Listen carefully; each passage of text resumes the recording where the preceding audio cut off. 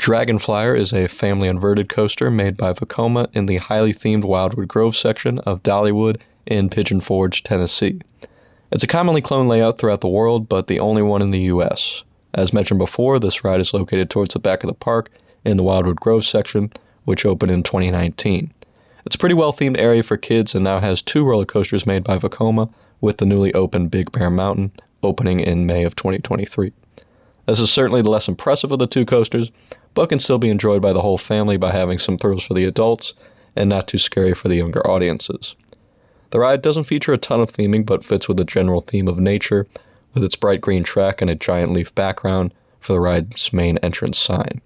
The ride features an over-the-shoulder lap bar with a seatbelt, so you can get some good freedom of movement during your ride, with it still being safe. The ride also has pretty moderate stats with a height of just over 60 feet, speed of around 45 miles per hour, and a track length of 1,486 feet. Now that we got the stats out of the way, let's see how it rides.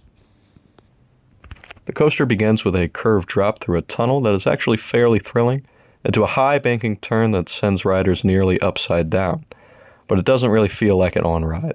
The ride then turns around back towards the lift hill and hops down into a tight helix with some surprising forces for a family coaster, then hops over the station to another solid helix before making another turn into a slight airtime moment that dips below the main ground level, then ends with one more slight turn directing riders into the station building.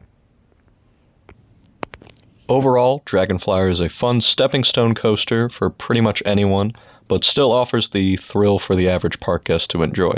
It's certainly a step up from something like Whistlepunk Chaser and maybe even Blazing Fury, but not quite as thrilling as Fire Chaser Express or Big Bear Mountain right next door. That's also where I'd probably place it in the overall rankings at Dollywood, just behind Fire Chaser Express, but still a ride you should definitely try when you visit the park. The ride does get a pretty slow-moving line due to it only being able to run one train at a time, so it would be best to get this and Big Bear Mountain done early in the day, along with Fire Chaser Express. As for the ride model, I would love to see more of these new-gen Vekoma inverts around the US due to how smooth and fun they can be, especially in the Midwest, because this is pretty much the closest one to me in Missouri. Many parks like Holiday World or Silver Dollar City could use a ride like this at their park to round out their coaster lineups more.